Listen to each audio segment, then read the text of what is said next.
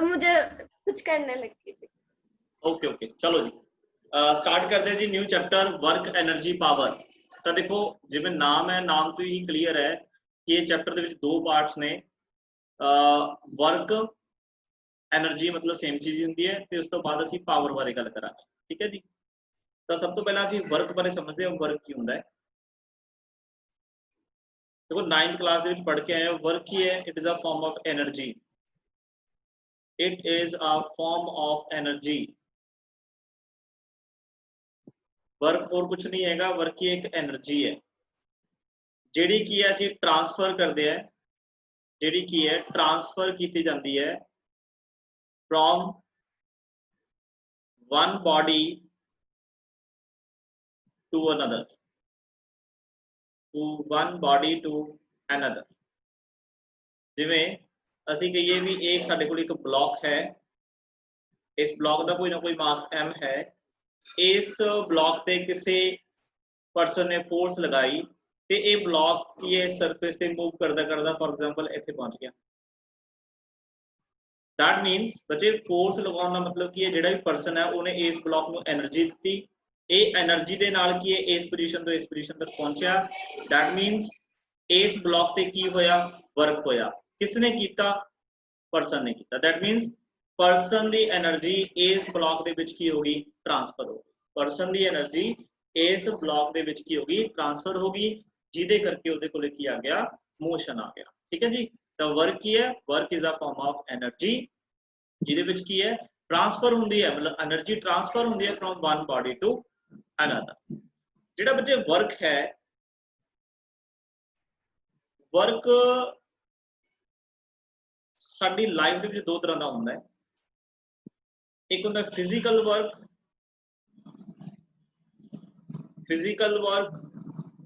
एक होंगे mechanical work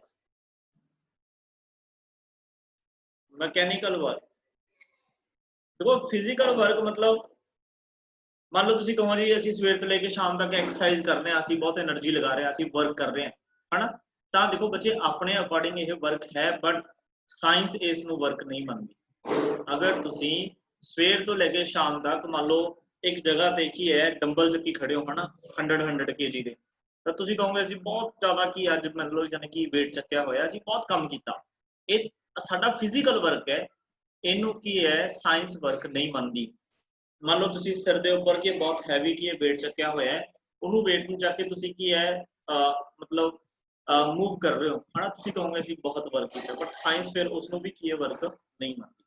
मतलब असं सवेर तो लेके शाम तक पढ़ रहे हैं है ना तो असं कहांगे असं बहुत कम किया जी असं थक गए तो बच्चे वो जस्ट अपना फिजिकल वर्क है वो साइंटिफिक वर्क नहीं है।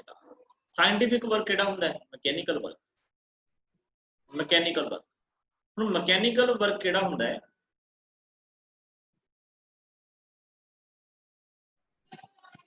मैकेनिकल वर्क देखो मैकेनिक वर्ड बच्चे मैकेनिकल मतलब मैकेनिक्स मतलब मोशन जदों किसी बॉडी दे विच मोशन आउंदा है तो आपको पता बच्चे उहदे कोल किहड़ी एनर्जी हुंदी है काइनेटिक एनर्जी जिहदा formula half m v square पढ़ते हुण भी पढ़िया करांगे हुण भी आऊगा। अच्छा फिर जहाँ मतलब उहदे कोल पहला कोई पोटेंशियल एनर्जी हुंदी सीगी पोटेंशियल एनर्जी करके उहदे कोल की है कोई ना कोई काइनेटिक एनर्जी आती मान लो असीं हाइट तो कोई चीज़ थ्रो कर दीए तो हाइट करके एक दो किसी को एनर्जी हुंदी है उहनूं असीं की बोलदे सी पोटेंशियल एनर्जी। तो बच्चे बॉडीज़ कोल दो तरह की एनर्जी हो सकती है काइनेटिक एनर्जी या पोटेंशियल एनर्जी। काइनेटिक एनर्जी काहदे करके हुंदी है मोशन करके हुंदी है ते जिहड़ी पोटेंशियल एनर्जी है इनू जे मैं एग्जैक्ट लिखा पोटेंशियल एनर्जी किसी हाइट करके एग्जिस्ट करती है किसी हाइट करके या किसी भी बॉडी की कन्फिगरेशन करके एग्जिस्ट करती है उसकी शेप की है उसका साइज की है उहदे करके जिहड़ी एनर्जी उहदे कोल होंदी है दैट इज पोटेंशियल एनर्जी। जदों बच्चे किसी भी बॉडी की या तो काइनेटिक एनर्जी चेंज होवे या पोटेंशियल एनर्जी चेंज होवे या दोनों चेंज होण उस टाइम ते असीं बोलदे हां मैकेनिकल वर्क डन होया। मतलब की लिखांगे a work is said to be mechanical a work is said to be mechanical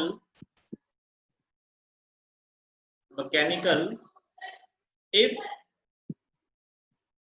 there is a change in kinetic energy or potential energy or both in a body. This is the main definition of mechanical work. ठीक है जी, ते इस mechanical work ਨੂੰ ਅਸੀਂ ਕੀ ਬੋਲਦੇ ਹਾਂ, scientific work ਬੋਲਦੇ ਹਾਂ। ठीक है जी, ओके। फिर वर्क ਦੀ स्टैंडर्डाइज्ड ਜਿਹੜੀ डेफिनेशन है, ਜਿਹੜੀ ਸਾਨੂੰ ਕਿ 9th क्लास ਵਿੱਚ ਪੜਾਈ ਜਾਂਦੀ ਹੈ कि वर्क की है कि फॉर एग्जांपल आ एक बच्चे सरफेस है, ठीक है, ਤੇ ਸਰਫੇਸ ਫ੍ਰਿਕਸ਼ਨ ਲੈਸ ਲੈ ਕੇ ਚੱਲ ਰਹੇ ਹਾਂ ਅਸੀਂ, ਫ੍ਰਿਕਸ਼ਨ ਦੀ ਗੱਲ ਇੱਥੇ ਨਹੀਂ ਕਰਾਂਗੇ। ਇਹ ਕੋਈ ਇੱਕ ਬੱਚੇ ਬਲੌਕ ਹੈ, ਸਪੋਜ਼ ਇਸ ਬਲੌਕ ਤੇ ਕਿਸੇ ਪਰਸਨ ਨੇ ਫੋਰਸ ਲਗਾਈ, ਕੀ ਲਗਾਈ, ਇੱਕ ਫੋਰਸ ਲਗਾਈ, ਫੋਰਸ ਲਗਾਈ ਬੱਚੇ F, ਬਲੌਕ ਦਾ ਮਾਸ ਹੈਗਾ ਬੱਚੇ M, ਤਾਂ ਇਹਦਾ ਹੌਰੀਜ਼ੌਂਟਲ ਦੇ ਨਾਲ ਕੁਛ ਨਾ ਕੁਛ ਐਂਗਲ ਹੋਏਗਾ, this angle is known as theta। तो मैंने दस सकते हो इस फोर्स F का हॉरिजॉन्टल एक्सिस एक कंपोनेंट एग्जिस्ट करेगा, दैट कंपोनेंट इज कॉल्ड, कितनी वैल्यू होगी बच्चे इस कंपोनेंट दी,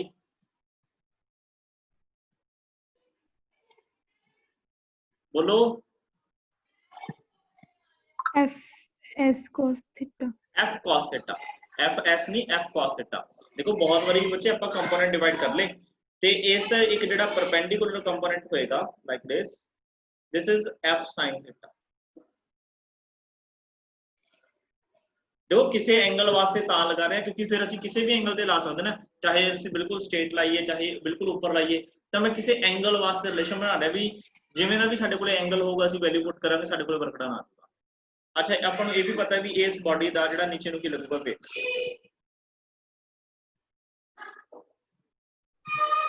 mg। ਤਾਂ ਬੱਚੇ देखो ए ब्लॉक इस पोजीशन तो मूव करके सपोज इस पोजीशन पे पहुंच गया, ਇੱਥੇ ਪਹੁੰਚ ਗਿਆ, ਤਾਂ ਇਹਦੇ ਸੈਂਟਰ ਤੋਂ ਇਸ ਦੇ ਸੈਂਟਰ ਤੱਕ ਅਸੀਂ ਇਹਦੀ ਡਿਸਪਲੇਸਮੈਂਟ ਦੇਖਦੇ ਹਾਂ।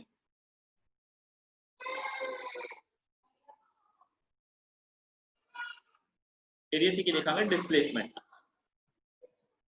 डिस्प्लेसमेंट कितनी हुई है, suppose s।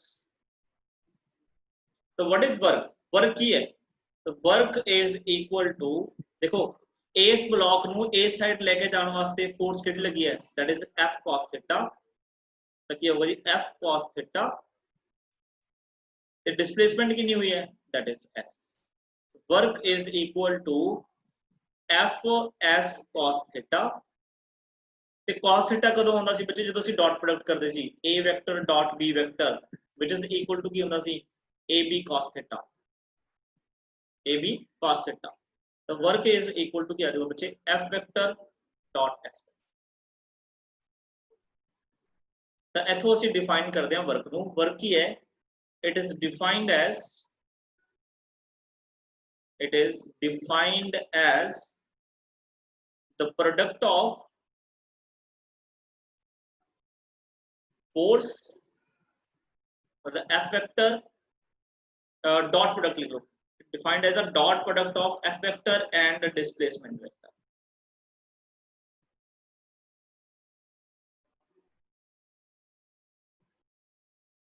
as this is the definition of work।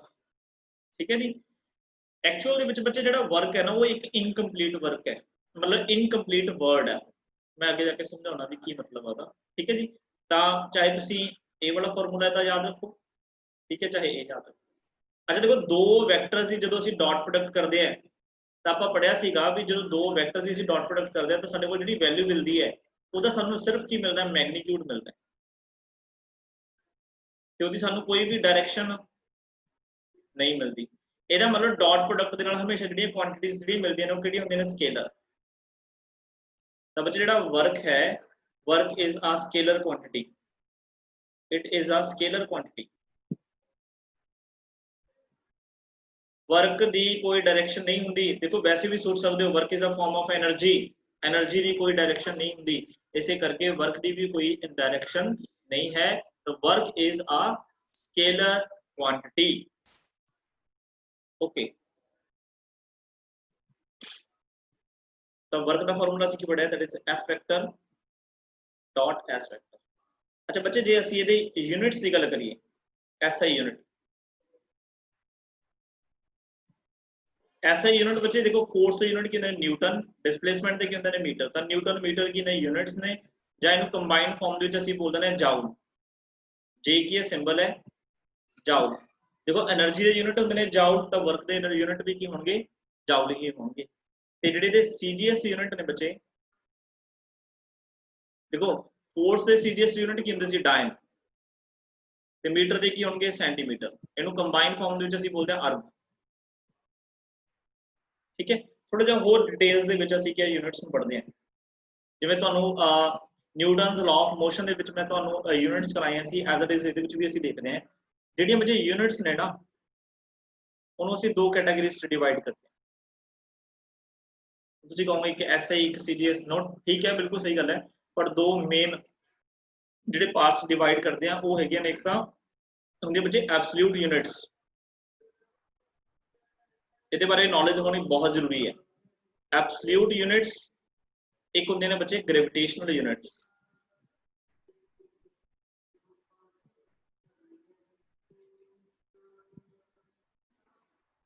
Absolute units ਬੱਚੇ ਉਹ ਹੁੰਦੀਆਂ ਨੇ ਜਿਨ੍ਹਾਂ ਦੀ ਜਿਹੜੀ ਮਿਨੀਮਮ ਵੈਲਿਊ ਹੈ 1 ਹੁੰਦੀ ਹੈ। ਮਿਨੀਮਮ ਵੈਲਿਊ ਕਿੰਨੀ ਹੈ 1। ਗ੍ਰੈਵਿਟੇਸ਼ਨਲ यूनिट्स ਉਹ ਹੁੰਦੀਆਂ ਨੇ ਜਿਨ੍ਹਾਂ ਦੀ ਮਿਨੀਮਮ ਵੈਲਿਊ 9.8 ਹੁੰਦੀ ਹੈ। ਠੀਕ ਹੈ ਜੀ। ਐਬਸੋਲੂਟ यूनिट ਦੇ ਵਿੱਚ ਵੀ ਬੱਚੇ ਅਸੀਂ ਇਹਨੂੰ ਦੋ ਪਾਰਟਸ ਦੇ ਵਿੱਚ ਕੀ ਡਿਵਾਈਡ ਕਰਦੇ ਹਾਂ, ਇੱਕ ਹੁੰਦੀ ਹੈ SI यूनिट, ਇੱਕ ਹੁੰਦੀ ਹੈ CGS। ਗ੍ਰੈਵਿਟੇਸ਼ਨ ਦੇ ਵਿੱਚ ਵੀ ਦੋ ਤਰ੍ਹਾਂ ਦੀ यूनिट्स ਹੁੰਦੀਆਂ ਨੇ, ਇੱਕ SI यूनिट, ਇੱਕ CGS। देखो SI यूनिट ਦੇ ਵਿੱਚ ਅਸੀਂ ਹੁਣੇ ਪੜ੍ਹ ਕੇ ਆਏ। देखो वर्क ਦਾ ਫਾਰਮੂਲਾ ਕੀ ਹੈ, work is a dot product of force into displacement. ठीक है जी। अच्छा ਹੁਣ SI यूनिट ਜੇ ਅਸੀਂ ਗੱਲ ਕਰੀਏ, SI यूनिट फोर्स ਦੀ ਕੀ ਹੈ, दैट इज न्यूटन, ਤੇ डिस्प्लेसमेंट ਦੀ ਕੀ ਹੈ मीटर। ਤਾਂ न्यूटन मीटर ਕੀ ਆਪਾਂ ਪੜ੍ਹ ਕੇ ਆਏ ਵੀ ਇਹਦੇ ਕੀ ਹੈ SI यूनिट ਨੇ, ਜਿਹਨੂੰ ਮੈਂ ਤੁਹਾਨੂੰ ਕੀ ਦੱਸਿਆ ਕੀ ਹੈ ਜਾਊਲ। CGS ਦੇ ਵਿੱਚ ਬੱਚੇ ਕੀ ਹੈ ਇਹਦੇ, ਇਹ ਹੈਗੇ ਨੇ ਇਹਦੇ न्यूटन ਦੇ ਹੈਗਾ डाइन, ਤੇ ਮੀਟਰ ਦੇ ਹੈਗਾ ਸੈਂਟੀਮੀਟਰ, ਜਾਂ ਮੈਂ ਤੁਹਾਨੂੰ ਦੱਸਿਆ ਕੀ ਬੋਲਣਾ ਅਰਬ। Gravitational units, SI gravitational unit ਕੀ ਨੇ ਵਰਕ ਦੇ। देखो ਜੇ ਤੁਹਾਡੇ ਯਾਦ ਹੋਵੇ SI यूनिट ਕਿਹਦੇ, gravitational SI unit of force, ਕਿਸੇ ਨੂੰ ਯਾਦ ਹੈ ਕੀ ਦੱਸਿਆ ਸੀ ਮੈਂ, gravitational unit, gravitational SI unit of force 1 Newton into 1 meter।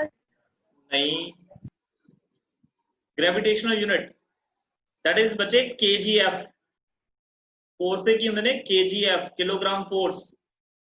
ਤਾਂ ਦੇਖੋ फोर्स ਦੀ ਜਗ੍ਹਾ ਤੇ ਕੀ ਆ ਗਿਆ किलोग्राम फोर्स, ਤੇ ਇਹਦੇ ਕੀ ਹੋਣਗੇ डिस्प्लेसमेंट ਦੇ ਕੀ ਹੋਣਗੇ मीटर। ਤਾਂ ਇਹਨੂੰ ਇਦਾਂ ਲਿਖਿਆ ਜਾਊਗਾ ਜੀ ਫਿਰ।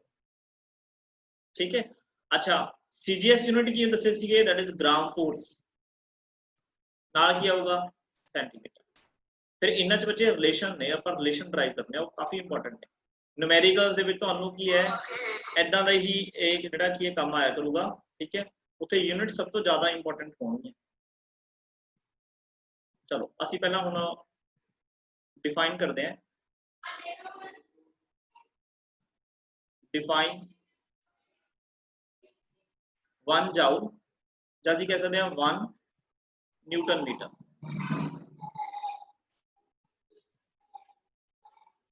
देखो फॉर्मूला ध्यान से रखियो, work is equal to force into displacement, general formula. तो ਅਸੀਂ ਕਦੋਂ ਕਹਾਂਗੇ वर्क 1 जाउल ਹੋਇਆ ਹੈ, ਤਾਂ देखो बच्चे फॉर्मूला ਹੈਗਾ W is equal to F into S, तो work is said to be 1 joule ਜਾਂ work is said to be 1 newton metre if ਕਿਸੇ ਬੋਡੀ ਤੇ ਅਸੀਂ 1 ਨਿਊਟਨ ਦੀ ਫੋਰਸ ਲਗਾਈਏ ਤੇ ਉਹਦੇ ਚ ਡਿਸਪਲੇਸਮੈਂਟ ਕਿੰਨੀ ਹੋ ਜੇ, that is 1 मीटर। ਸਿੰਪਲ ਹੀ ਹੈ ਨਾ। ਦੇਖੋ ਇਹਦੇ ਵਿੱਚ ਹੀ ਪਿਆ ਕੁਛ, ਮੈਂ ਨਵਾਂ ਤਾਂ ਲਿਖਿਆ ਨਹੀਂ। ਕਿਸੇ बॉडी ते 1 जाउल वर्क कदों होगा, ਜਦੋਂ उस बॉडी ते तुसी 1 न्यूटन की फोर्स लगा दो ते 1 मीटर की ਉਹਦੇ ਵਿੱਚ ਕੀ ਹੋ ਜੇ डिस्प्लेसमेंट हो जाए। ठीक है जी। जे सिमिलरली जे ਅਸੀਂ डिफाइन करिए, डिफाइन 1 अर्ग ਜਾਂ 1 डाइन सेंटीमीटर, तुसी ਹੁਣ ਇਹਨੂੰ ਵੀ ਦੇਖ ਸਕਦੇ ਹੋ, बड़ा सिंपल है। अच्छा वर्क ਅਸੀਂ 1 अर्ग कदों कहांगे बच्चे, ਜਦੋਂ ਅਸੀਂ ਇੱਕ ਬੋਡੀ ਤੇ ਇੱਕ ਡਾਇਨ ਫੋਰਸ ਲਗਾਈਏ ਤੇ ਉਹਦੀ ਕੀ ਹੈ 1 ਸੈਂਟੀਮੀਟਰ ਦੀ ਕੀ ਹੋ ਜੇ ਡਿਸਪਲੇਸਮੈਂਟ ਹੋ ਜੇ, ਉਹਦੇ ਵਿੱਚ ਕੀ ਹੈ 1 ਸੈਂਟੀਮੀਟਰ ਦੀ ਡਿਸਪਲੇਸਮੈਂਟ ਹੋ ਜੇ। Now we want to find the relation between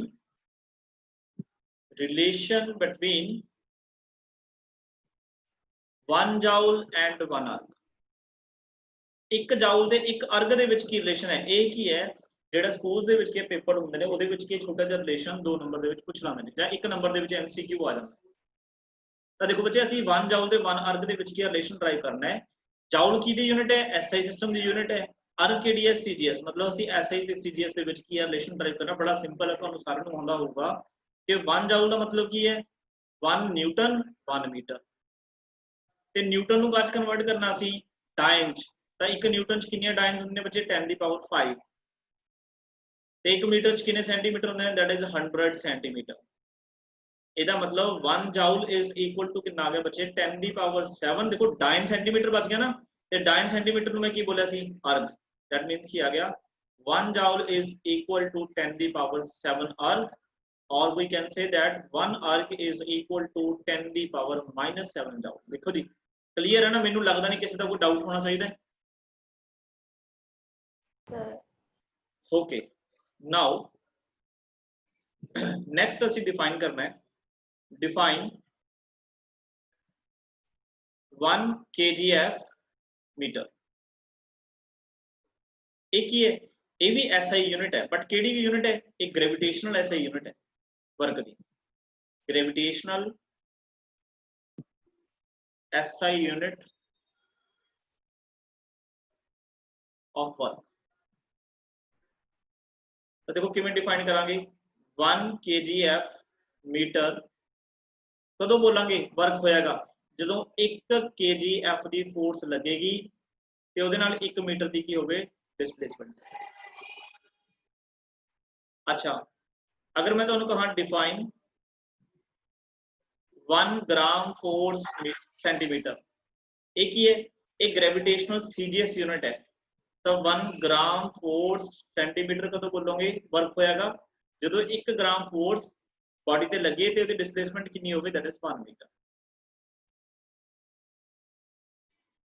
ਹੁਣ ਬੱਚੇ 1 kgf ਦਾ ਮਤਲਬ ਕੀ ਹੁੰਦਾ ਸੀਗਾ, एक मैं रिलेशन कराया सीगा 1 kgf इज इक्वल टू किन्ने न्यूटन के बराबर होंगे, कोई दस सकता है?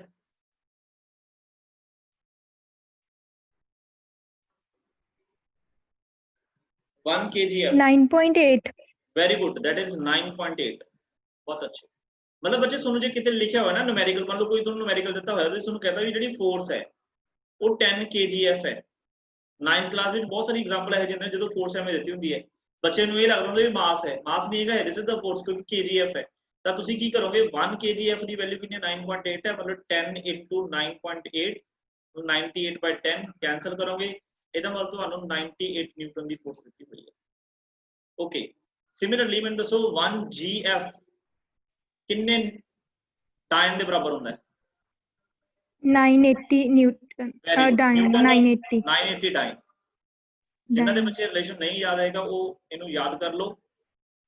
1 kgf कादे बराबर होता है 9.8 न्यूटन दे, ते 1 ग्राम फोर्स कादे बराबर होता है 980 डाइन दे। नाउ हुण असीं की है जिहड़ी ग्रेविटेशनल SI यूनिट है ते CGS यूनिट इन्हां दे विच भी असीं की फाइंड करना, एक रिलेशन फाइंड करना, relation between 1 kgf metre and 1 gram force centimetre. तो बच्चे 1 kgf तो स्टार्ट कर रहे हैं, 1 kgf metre is equal to, तो 1 kgf ਨੂੰ ਅਸੀਂ ਕੀ ਕਾਚ ਲਿਖਣਾ ਹੈ, ਇਹਦੇ ਵਿੱਚ ਲਿਖਣਾ ਹੈ ग्राम ਦੇ ਵਿੱਚ, ਹੈ ਨਾ।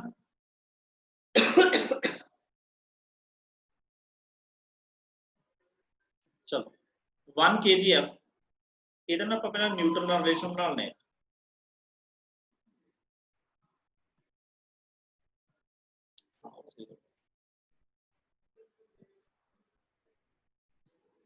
ਐਂ ਕਰਦੇ ਆਪਾਂ ਇੱਕ ਥੋੜਾ ਜਿਹਾ ਰਿਲੇਸ਼ਨ ਬਣਾ ਲੈਣੇ, थोड़ा सौखा लगता है। relation between 1 kgf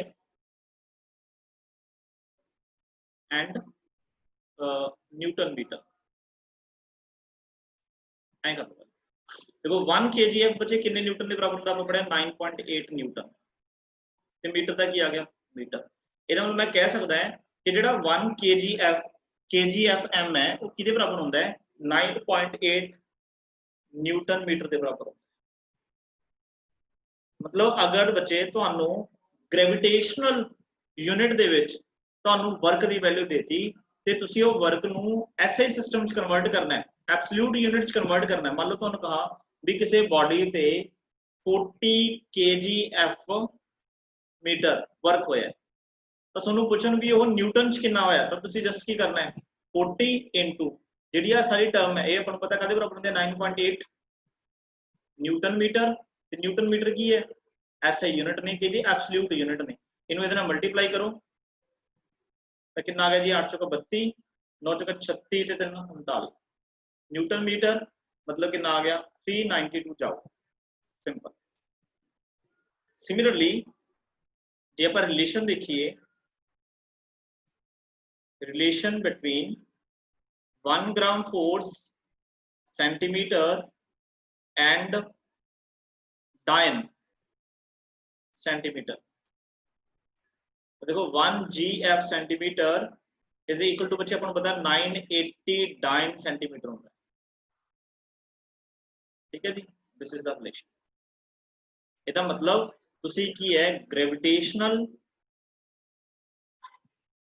CGS unit तो इस रिलेशन ਦੇ ਨਾਲ ਕਿਹਦੇ ਵਿੱਚ ਸ਼ਿਫਟ ਹੋ ਸਕਦੇ ਹੋ एब्सोल्यूट CGS यूनिट।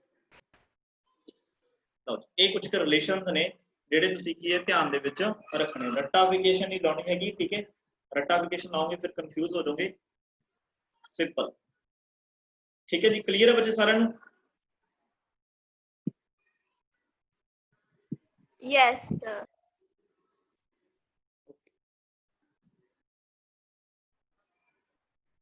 चलो ये हो गई यूनिट्स हो गई अपनी यूनिट्स वाला टॉपिक। नेक्स्ट है जी, देखो मैं ਤੁਹਾਨੂੰ ਕਿਹਾ ਸੀ ਜਿਹੜਾ वर्क है वर्क अपने आप ਦੇ ਵਿੱਚ ਇੱਕ इनकम्प्लीट वर्ड है। इनकम्प्लीट वर्ड है। ਜੇ ਅਸੀਂ ਕਹੀਏ ਨਾ ਵੀ ਕਿਸੇ ਬਾਡੀ ਤੇ ਵਰਕ ਕੀਤਾ ਹੈ ਤਾਂ ਉਹਦੇ ਤੋਂ ਕੁਝ ਸਾਨੂੰ ਖਾਸ ਅੰਡਰਸਟੈਂਡਿੰਗ ਨਹੀਂ ਹੁੰਦੀ। ਤੁਹਾਨੂੰ ਤਾਂ ਹਜੇ ਇਹ ਲੱਗ ਰਿਹਾ ਹੋਗਾ ਵੀ ਠੀਕ ਹੈ ਵਰਕ ਦੇਤਾ ਵਰਕ ਹੋਇਆ, ਬਟ ਵਰਕ ਦੀਆਂ ਬੱਚੇ ਬਹੁਤ ਸਾਰੀਆਂ ਅੱਗੇ ਟਾਈਪਸ ਹੁੰਦੀਆਂ ਨੇ। ਵਰਕ ਡਨ ਬਾਏ ਕਿਹਦੇ ਹੈ, ਵਰਕ ਡਨ ਬਾਏ ਕਿਹਦੇ ਹੈ, ਇਹ ਚੀਜ਼ ਕਾਫੀ ਇੰਪੋਰਟੈਂਟ ਹੈ। ਵਰਕ ਡਨ ਬਾਏ ਬੱਚੇ ਅਪਲਾਈਡ ਫੋਰਸ ਦੁਆਰਾ ਵੀ ਹੋ ਸਕਦਾ ਹੈ। ਮੈਂ 9th ਕਲਾਸ ਵੀ ਜਦੋਂ ਤਨਵੀ ਹੋਰਾਂ ਦੀ ਮੇਰੇ ਕੋਲ ਕਲਾਸ ਸੀਗੀ ਤੁਹਾਡੇ याद होगा उदों भी ਤੁਹਾਨੂੰ वर्क का चैप्टर मैं इत्थों इदां ही करवाया सीगा, मतलब advance level they which work by applied force या वर्क बाय ग्रेविटेशनल फोर्स।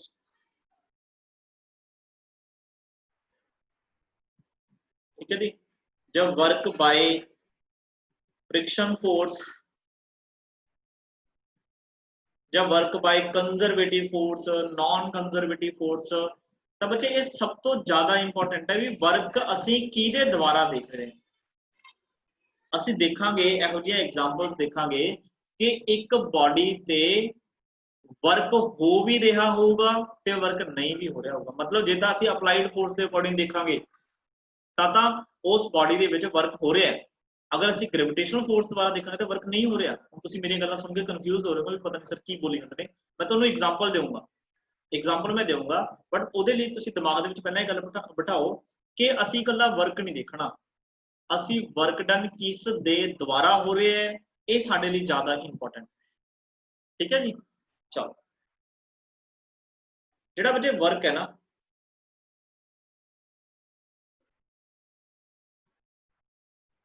ਇਹ ਤਿੰਨ ਤਰ੍ਹਾਂ ਦਾ ਹੁੰਦਾ ਹੈ। ਇੱਕ ਤਾਂ ਬੱਚੇ ਹੁੰਦਾ ਪੋਜ਼ਿਟਿਵ वर्क, पॉजिटिव वर्क मतलब कई बार मैं ऐसा लिखा करूंगा पॉजिटिव वर्क में। ठीक है, ਤੇ ਇੱਕ ਹੁੰਦਾ ਵਿੱਚ ਨੈਗੇਟਿਵ ਵਰਕ,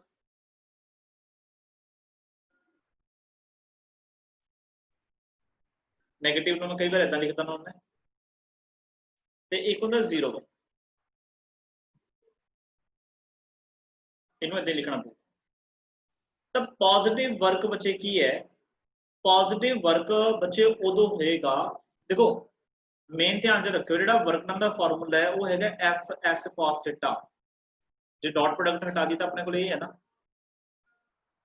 ਕਿਸੇ ਵੀ ਬਾਡੀ ਤੇ ਪੋਜ਼ਿਟਿਵ ਵਰਕ ਹੋਣ ਦਾ ਮਤਲਬ ਕਿ ਦੇਖੋ ਕੁਛ ਨਾ ਕੁਛ ਚੰਗਾ ਹੋ ਰਿਹਾ। ਪੋਜ਼ਿਟਿਵਿਟੀ ਦਾ ਮਤਲਬ ਕੀ ਹੁੰਦਾ, ਚੰਗਾ ਹੋਣਾ। ਪੋਜ਼ਿਟਿਵ ਵਰਕ ਦਾ ਮਤਲਬ ਕੀ ਹੈ ਕਿ ਕੁਛ ਨਾ ਕੁਛ ਚੰਗਾ ਹੋ ਰਿਹਾ, मतलब कोई फायदेमंद चीज हो रही है। फायदेमंद की है कि जो तुसी किसी बॉडी ते फोर्स लगाओगे उसे ही डायरेक्शन च ओदी डिस्प्लेसमेंट हो जाए ते उस बॉडी च की हो जाए, मोशन हो जाए, मतलब सपोर्ट कर रहे हैं। देखो आपा फोर्स लाई बॉडी मूव कर दी, एक चंगा काम है, ठीक है। तो पॉजिटिव वर्क बच्चे ਅਸੀਂ ਉਦੋਂ ਬੋਲਦੇ हैं ਜਦੋਂ ਅਸੀਂ ਕਿਸੇ ਬॉडी ਤੇ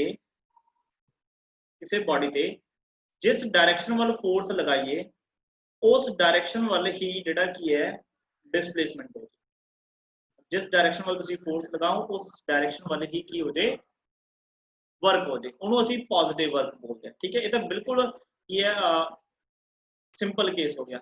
एक्चुअल ਦੇ ਵਿੱਚ ਅਸੀਂ ਇਹ ਵੀ ਕਹਿ ਸਕਦੇ ਹਾਂ, देखो आ थीटा ना, थीटा की है angle between force vector and displacement vector. बच्चे अगर ਤੁਹਾਡਾ ਜਿਹੜਾ एंगल थीटा है, मतलब फोर्स ਤੇ डिस्प्लेसमेंट ਦੇ ਵਿਚਕਾਰ ਦਾ अगर एंगल थीटा ਤੁਹਾਡੇ ਕੋਲੇ अगर 90 डिग्री ਤੋਂ ਘੱਟ है, मतलब छोटा, अगर ਇਹਨੂੰ ਬੋਲਦੇ ਅਸੀਂ acute angle, acute angle, cute acute मतलब ਵਧੀਆ है ना, acute angle है ਜੇ ਤੁਹਾਡੇ ਕੋਲੇ, ਤਾਂ ਬੱਚੇ ਜਿੰਨੇ ਵੀ ਵਰਕ ਡਨ ਹੋਣਗੇ ਨਾ ਉਹ ਪੋਜ਼ਿਟਿਵ ਹੋਣਗੇ। ਤੇ ਪੋਜ਼ਿਟਿਵ ਵਰਕ ਡਨ ਦੇ ਵਿੱਚ ਜਿਵੇਂ ਮੈਂ ਤੁਹਾਨੂੰ ਕਿਹਾ ਵੀ ਚੰਗਾ ਕੰਮ ਹੁੰਦਾ ਹੈ, ਤਾਂ ਪੋਜ਼ਿਟਿਵ ਵਰਕ ਡਨ ਦੇ ਵਿੱਚ ਬੱਚੇ ਜਿਹੜੀ ਬਾਡੀ ਦੀ ਸਪੀਡ ਹੈ ਨਾ ਉਹ ਸਪੀਡ ਇਨਕਰੀਜ਼ ਹੋਊਗੀ। स्पीड कह लो चाहे ਉਹਦੀ वेलोसिटी कह लो, इंक्रीज होएगी।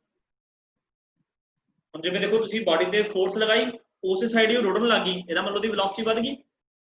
ਜੇ ਮੰਨ ਲਓ ਤੁਸੀਂ ਬਾਲ ਪਕੜੀ, ਇੱਕ ਬੈਟ ਪਕੜਿਆ, ਉਹਦੇ ਫੋਰਸ ਲਗਾਈ, मतलब इधर ही फोर्स लाई, इसे साइड ही गई, ਉਹਦੀ वेलोसिटी ਵਧੂਗੀ ਨਾ। ਪਹਿਲਾਂ ਕਿੰਨੀ वेलोसिटी ਸੀ, 0। ਤਾਂ ਅਗਰ ਕਿਸੇ ਵੀ ਕੇਸ ਦੇ ਵਿੱਚ वेलोसिटी ਵੱਧ ਰਹੀ ਹੈ, ਇਹਦਾ ਮਤਲਬ ਸਮਝ ਲਓ ਕੋਈ ਚੰਗਾ ਕੰਮ ਹੋ ਰਿਹਾ, मतलब पॉजिटिव वर्क हो रहा है। अगर थीटा लेस देन 90 होगा उदों जो थीटा लेस देन 90 होगा, ठीक है। चाहे तुसी ये कंडीशन चेक कर लो, अगर उदा थीटा 90 तो घट है दैट मींस पॉजिटिव, ओके। अच्छा ये ज्यादातर वर्क किहदे द्वारा होंदा है, work done by applied force. जिहड़ी भी असीं बॉडी ते अप्लाई करदे ना फोर्स, एक्सटर्नल फोर्स, ਉਹਦੇ द्वारा जिहड़ा कीता वर्क ਉਹ ਚੰਗਾ ਹੀ ਹੁੰਦਾ, work done by applied force मतलब पॉजिटिव ਹੁੰਦਾ। क्योंकि हम किसी बॉडी ते की है फोर्स जो लगाने दैट मींस ਅਸੀਂ ਨੂੰ मूव कराने की कोशिश करते हैं। अच्छा नेगेटिव वर्क डन बच्चे की ਹੁੰਦਾ है ਜਦੋਂ ਤੁਸੀਂ ब्लॉक ਦੇ ਉੱਪਰ कोई फोर्स लगाई, ਉਹਦੇ ਨਾਲ ਕੀ ਹੈ बॉडी ਦੀ डिस्प्लेसमेंट हुई इस डायरेक्शन ਦੇ ਵੱਲ, ठीक है। बट एक ऑपोजिट फोर्स ਤੁਹਾਨੂੰ पता है ਇਹਦੇ ਤੇ ऑपोजिट फोर्स भी लग रही होगी ना, ਕਿਹੜੀ फोर्स है, फ्रिक्शन फोर्स। तो बच्चे फ्रिक्शन फोर्स इस टाइम केड़ा वर्क डन कर रही है, वर्क डन कर रही है नेगेटिव वर्क डन। तो बच्चे ਇਹਦੇ ਵਿੱਚ ਜਿਹੜਾ एंगल है थीटा वो ग्रेटर देन 90 डिग्री होया करेगा। ਜਦੋਂ भी angle between force and displacement, देखो ਇੱਥੇ फोर्स ਤੇ डिस्प्लेसमेंट ਚ एंगल कितना 180 डिग्री है।